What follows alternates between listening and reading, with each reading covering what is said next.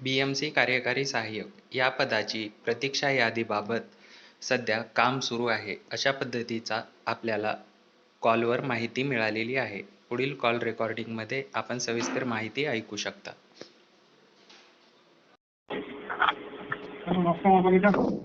Sir, BMC कार्यकारी सहाय्यक पदाची प्रतीक्षा यादी कधीपर्यंत लागेल? इथं बोल, थांबा जरा.